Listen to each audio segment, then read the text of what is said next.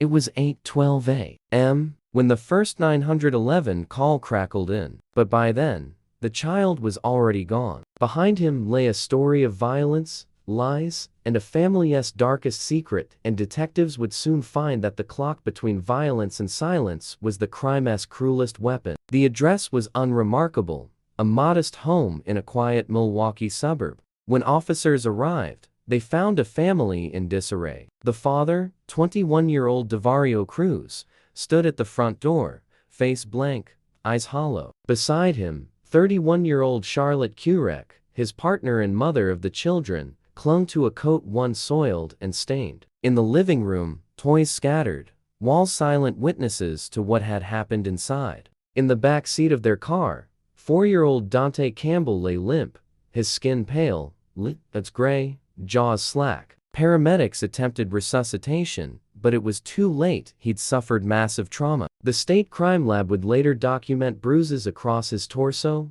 arms, and legs, and tell of injuries far too severe to come from an accidental fall. The coroner would call it blunt force trauma abuse repeated and sustained. As officers processed the scene, a chilling timeline began to emerge. Cruz claimed he checked on Dante around 7 o'clock a.m., found him unresponsive, and told Kurek, "I don't think he's alive." Kurek began screaming. She said they needed to get him to a hospital. But then nothing happened. For more than an hour, the pair remained together. Neither made the 911 call. Instead, the couple drove. They dropped off Dante's twin sister at a friend's house, leaving Dante in the car. Kurek made the call only then, after they were near a fire station. The dispatcher asked them to pull over, but Cruz and Kurek chose to drive to a nearby Dairy Queen parking lot. Dante was removed from the car there, but by then, he was already stiff. His gums were bone white, indicating he had been deprived of oxygen for too long. Inside their home, investigators found more disturbing evidence. In the hallway,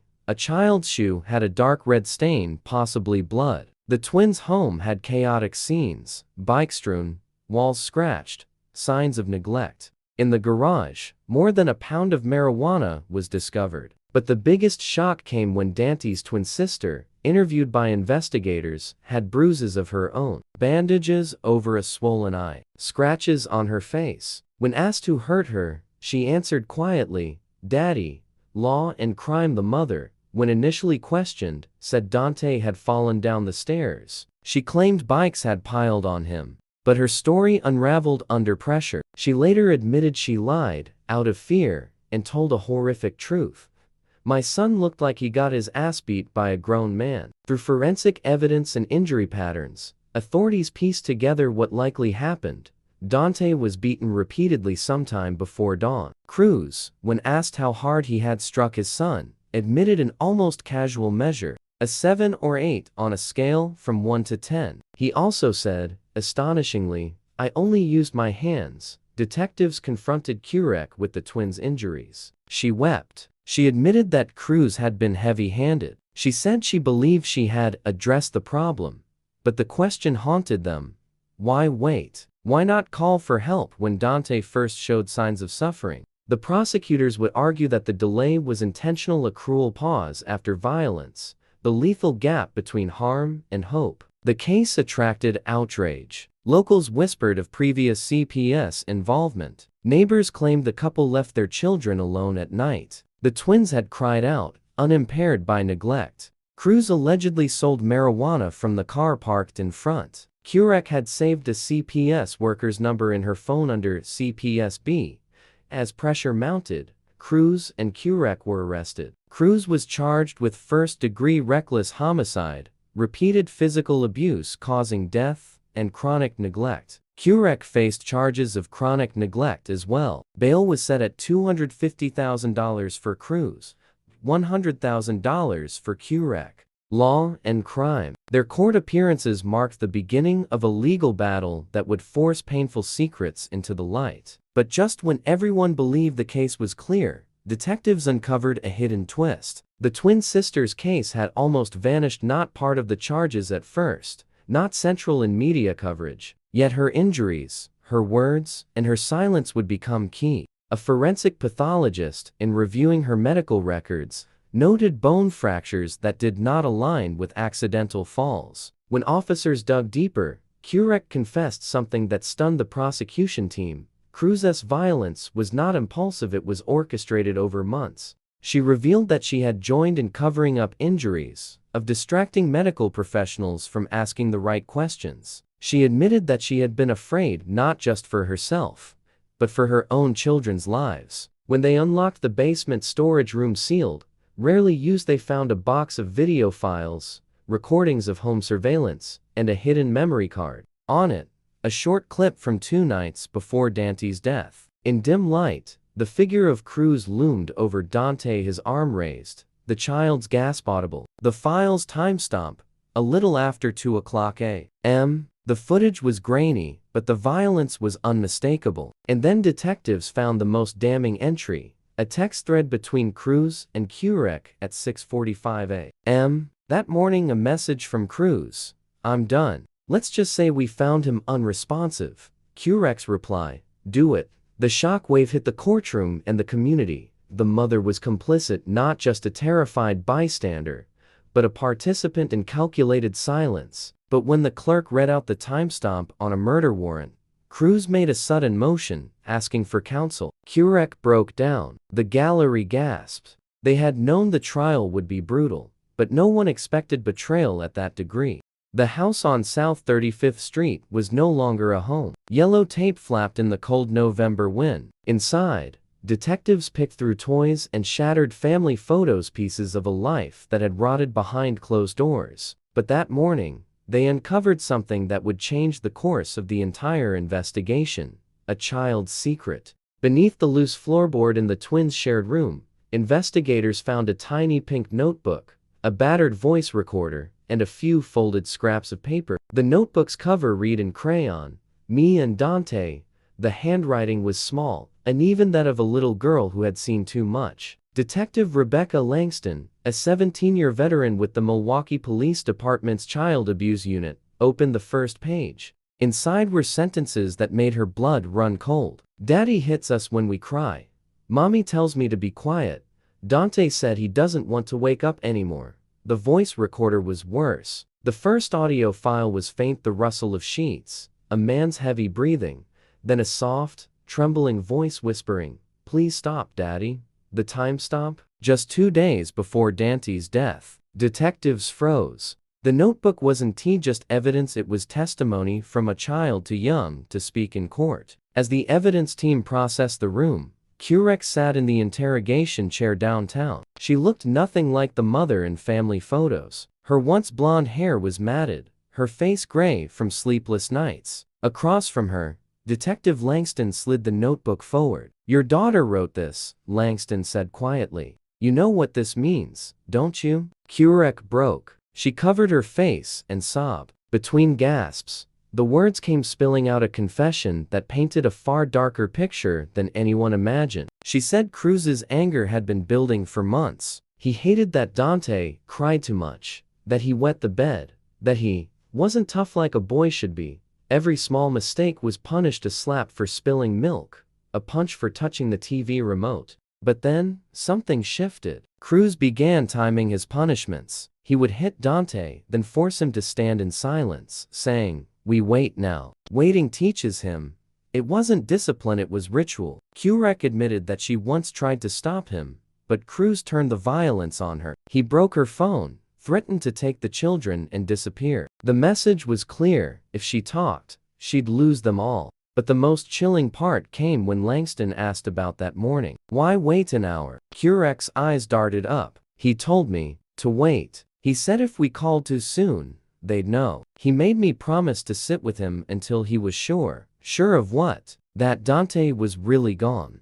Those words froze the room. Even the recorder seemed to hum in silence. Meanwhile, prosecutors were quietly assembling their case. They'd already confirmed that Cruz's hands bore the marks of impact trauma, bruising consistent with repeated strikes. Forensic analysis of his knuckles showed Dante's DNA embedded beneath the nails. But now, with the notebook and voice recordings, they had motive and intent. Cruz was no longer facing reckless homicide. The district attorney upgraded the charge to first-degree intentional homicide. Yet, the defense strategy that emerged was almost unthinkable. Cruz's lawyer claimed he was a victim of his own upbringing, arguing that he had been abused himself, and didn't he know the difference between discipline and violence. The courtroom murmured when he described the beating as a moment of misplaced control. Detectives, however, weren't buying it. They found a note in Cruz's phone, a line from a text sent to a friend weeks earlier.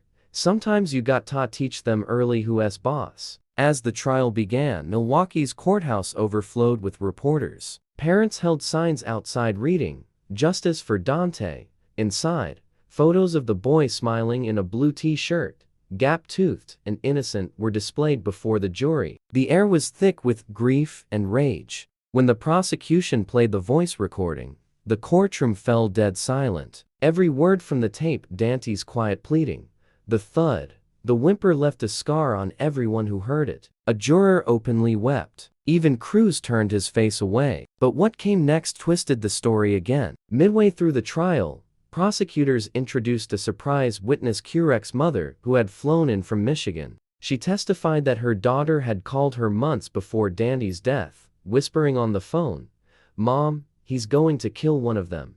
The defense tried to discredit her, claiming she was exaggerating, but prosecutors had the phone record to prove it. The call happened at 11:47 p.m. The same night, a neighbor reported hearing screams from the Cruz home. The evidence was overwhelming, but before the final verdict could be reached, something happened that no one saw coming. One evening, during a recess in the trial, Curec's defense attorney approached the DA's office. She had a new statement. Curec wanted to amend her plea, not to guilty, but to cooperation. She offered to turn over something else, a hidden message Dante's twin sister had once drawn on a wall, then covered with stickers. Detectives returned to the house with the forensic team. Underneath the wall decals in the twins' bedroom, they found faint letters drawn in red marker.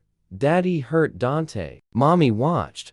It was a child's attempt to leave the truth behind. That discovery sealed the case. The jury deliberated for just 5 hours. Cruz was found guilty of intentional homicide and sentenced to life without parole. Curec, who testified against him, received 20 years for chronic neglect and aiding abuse. But even as the verdict came down, something gnawed at Detective Langston. The notebook, the voice recordings, the secret messages. Children don't record evidence by accident. Someone must have told her to. When forensics deepened their analysis of the recorder, they discovered one final file, a short clip, only 4 seconds long. It was recorded 3 weeks before Dante's death. In the background, a man's voice said, "If anyone finds this, they'll know the truth." But it wasn't Cruz's voice. It wasn't Curec's either. It was Dante's. A 4-year-old had pressed record, whispering to the device before hiding it under the bed, as if he knew what was coming. Detective Langston listened to that clip more times than she could count. And when she left the courthouse that night, she said the same words that would echo through the media for weeks. Dante told his story. "We just didn't hear him soon enough." The city of Milwaukee mourned a child's life lost not just to violence, but to silence. They called her the quiet twin. In every photo from that Milwaukee home, she stood just behind her brother, smaller, her eyes seeming older than her years. After the trial, when the cameras left and the public outrage cooled, she became the last living witness to everything that happened inside those walls. And it was through her silence that the world would come to understand the true depth of the damage. 2 months after her parents were sentenced, Detective Rebecca Langston visited the little girl at a foster care center. She was 5 now, still clutching the same pink notebook she'd hidden under the floorboards of her room. She didn't speak much, but she drew pictures of clouds, dogs, and simple stick figures. But one drawing made Langston's blood run cold. 2 small figures holding hands, standing before a dark, deep red sun. Above them, she'd scrawled a single word: together. When Langston gently asked who the other figure was, the girl whispered a name, Dante.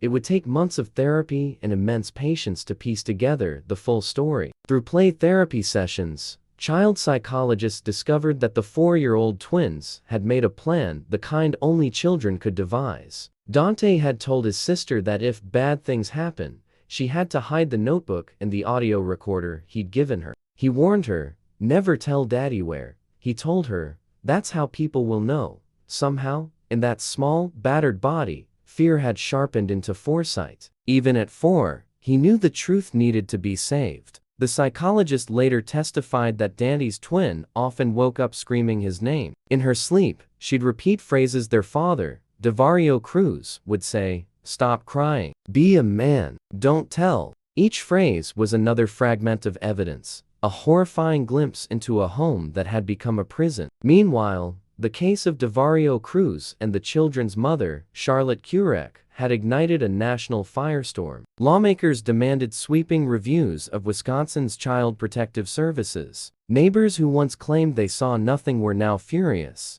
asking how this could happen again and again. How could the system fail its most vulnerable? Then came the bombshell report. Child welfare officials had visited the Cruz home twice in the year before Dante's death. In both instances, they closed the file without any follow-up. The reason? No immediate risk observed. One caseworker had written. That single line infuriated the public and became a source of deep shame for the department. Late one night, Detective Langston sat in her office, staring at that phrase in the report. No immediate risk. She thought about Dante's bruises, his sister's hidden notebook, and the countless children whose cries for help go unheard. This wasn't just the failure of one parent. It was a failure of everyone who looked away. In prison, Dario Cruz remained defiant. During a recorded interview with a local journalist, he claimed, I didn't mean to kill him. I was trying to make him strong. My father did the same to me. But when the journalist pressed him on why he waited more than an hour to call for help as his son lay dying, Cruz's answer was chilling. It was a perfect echo of the absolute control he demanded. I wanted to see if he'd wake up on his own, he said. If he didn't, then, that's on God. Those words aired on the evening news. By the next morning, they were everywhere. Social media exploded with the hashtag justice for Dante. Vigils sprang up across Milwaukee. Candles and teddy bears lined the parking lot of the Dairy Queen where paramedics had first found the boy's lifeless body. One note left among the flowers read simply, you should have been safe at home. While Cruz began his life sentence, Charlotte Kurek served her time at Techita Correctional. In therapy, she confessed that she dreamed of Dante every night. Sometimes he was a child, sometimes a grown man asking her the same question over and over. Why didn't you help me? The prison psychologist noted that Kurek suffered from pathological guilt, but guilt couldn't undo what was done. For Dante's twin, however, healing was just beginning. After months in foster care, she was adopted by a retired schoolteacher named Elaine Porter, who had followed the case from the very beginning. Elaine transformed her spare room into a small sanctuary, with lavender curtains, twinkling fairy lights, and a mural of soft clouds painted on the wall. It was there, one evening, that Elaine found the little girl kneeling by the window, whispering softly to the night sky. What are you saying, sweetheart? Elaine asked gently. The little girl turned, her expression peaceful. I'm telling Dante he can sleep now, she said. I'm not scared anymore. Those words broke Elaine's heart. They also became the closing line of a local documentary titled, 1 Hour Too Long. The film exposed how a child's final hour of suffering revealed a system paralyzed by silence and fear. But even as time passed, one question still haunted Detective Langston. Why had Cruz recorded himself that night? During a final evidence audit, a technician made a shocking discovery. The home surveillance camera had a hidden folder. Inside were 3 short clips, all dated weeks before Dante's death. One showed Cruz flexing in a mirror, muttering to himself about respect. Another showed him berating Dante for crying over spilled cereal. And the third clip, the one that would forever haunt Langston, showed Charlotte Kurek in the background, holding her phone, recording everything. She wasn't just a passive victim paralyzed by fear. She was documenting it. Metadata revealed she had backed up these clips to a hidden cloud drive under her maiden name, perhaps a desperate attempt to build leverage or a secret plan to one day escape. But she never used them. She stayed. And Dante died. Langston took this new evidence to the district attorney. The files were added to the state's official archive, later used to train social workers, a painful reminder of how violence grows in silence and secrecy. In a televised statement, Langston said, "Dante's story isn't just about one violent man. It's about how evil hides in plain sight and how sometimes the only person brave enough to tell the truth is a child." Her statement went viral. Schools across Wisconsin began using Dante's case to teach about child safety and domestic abuse awareness. On what would have been Dante's 7th birthday, a small group gathered at a park near his old home. Among them were Detective Langston, Elaine Porter, and the quiet twin. She was smiling faintly, holding a balloon that read, "For my brother." She let it go, watching it float up into the clouds. A reporter asked her what she wanted people to know. The little girl thought for a moment, then looked directly at the camera. "Tell them not to wait."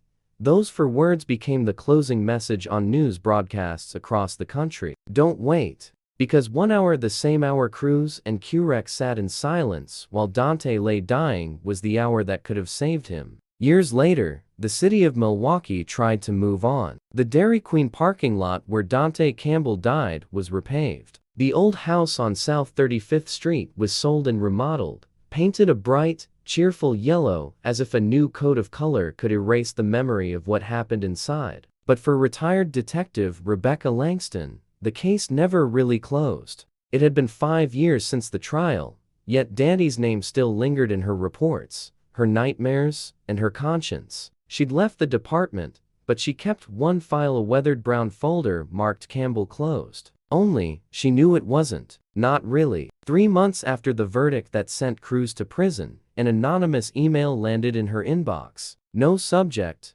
no sender. Just one sentence. "You never found the real video." Langston dismissed it as a cruel joke, a troll feeding on a public tragedy. But when the same message arrived again years later, she couldn't ignore it. This time, it included a link to a hidden drive. Inside was a video clip she'd never seen before. The timestamp was the night of Dante's death, 2:04 a.m. The camera angle was strange, as if hidden on a living room shelf behind a stack of books. The footage showed Cruz pacing, muttering to himself. In the background, Curec was crying. But they weren't alone. Another person, a man in a dark hoodie, stood near the kitchen, half hidden in the shadows. Langston froze the frame. The man was tall, well-built, and wore a distinct wristband, the kind used by private security contractors in Milwaukee. His voice, though faint, was clear. "You went too far this time, D." That was Cruz's nickname. Langston's stomach dropped. Someone else had been there that night. She immediately turned the footage over to the Milwaukee Cold Case Division. A facial recognition analysis identified the man as Andre Miller, a former friend of Cruz's and, shockingly, a one-time employee of a local security vendor contracted by Child Protective Services. He had visited the home weeks before the murder, but Miller had vanished from all records after 2020. No current address, no work ID, nothing. It was as if he'd simply disappeared. Langston knew what that meant. This wasn't over. She reached out to Assistant Dom Matthew Grayson, the same prosecutor who'd handled the original trial. Together, they quietly reopened the case. If Miller was present that night, and if a CPS contractor had ties to him, this could point to a much deeper level of misconduct, perhaps even a systemic cover-up designed to protect an agency. While investigators started digging, Dante's now 9-year-old twin sister, renamed Leela by her adoptive mother, Elaine Porter, was slowly rebuilding her life. Elaine shielded her from the news, but one evening, while watching a local broadcast, Cruz's face flashed across the screen. Leela froze. "They're talking about him again," she whispered. Elaine quickly turned off the TV, but the damage was done. For the next few weeks, the nightmares returned. But this time, something new emerged. Leela told her therapist she remembered another man in the house on the night Dante died. "He told Daddy to calm down," she said softly. "Then he left. Daddy said, he won't tell nobody." Her words were a perfect match for the hidden video. That was the breakthrough Langston needed. Investigators traced Miller's last known address to a warehouse on the city's south side. There, they found traces of his DNA on old furniture and, more disturbingly, a stack of files stamped with the logo of the child welfare subcontractor. Inside one file was a document with both Cruz's and Curek's names. It confirmed the family had been flagged for high-risk monitoring, yet all follow-up visits were marked as complete. Miller had falsified the reports, signing off that the children were safe when they were anything but. And now, one of them was dead. When the evidence reached the DA's office, prosecutors prepared a second case, one that didn't just accuse a father and a mother, but the system that had enabled them. The headlines exploded. New twist in Dante Campbell case: CPS contractor under investigation for cover-up. Milwaukee's Old Wound was torn open once again. At a press conference, an older, steadier Detective Langston stood at the podium, her eyes heavy. She told reporters, this was never just one man's violence. It was the violence of neglect by people who looked the other way. In the crowd, Elaine and Leela watched silently. Leela held a photo of her brother, the same one from the first vigil years ago. When a reporter asked if she wanted to speak, the little girl stepped up to the microphone and said something no one expected. Dante forgave him. The room went silent. Cameras clicked. Journalists froze. He told me, in a dream, she continued. He said, "It's okay now. Just don't forget me." Langston felt a lump form in her throat. In all her years chasing monsters, she had never witnessed strength like that in a child. The following spring, the Wisconsin state legislature unanimously passed the Dante Act, mandating body cam use for all CPS field workers and stricter reporting for domestic violence cases. But one last mystery remained. When technicians decrypted the full data drive, they found fragments of deleted files. Yet, one single, intact frame was recovered. It showed Cruz, standing in the living room, looking directly into the camera. Behind him, scribbled on the wall in a child's handwriting, was a phrase no one had ever noticed before. It read, "I told the truth." No one ever knew if Dante or his sister had written it. But those 4 words became the final line of Langston's official report, and the closing title of the national documentary, The Hour of Silence. The last scene of that film shows Langston visiting the cemetery. She places a small windmill toy beside Dante's headstone. The grass rustles, the blades spin, and she says softly, "You were heard, Dante. You were heard." As the camera pans up to the sky, the narrator's voice fades in. It's not Langston's, but Leela's. He's not gone. He's just in the quiet places waiting for someone to listen. The screen fades to black. If this story stayed with you, please take a moment. Share Dante's name. Leave a comment below. Subscribe to keep these stories alive, because silence protects no one. Remembering, that's how justice begins.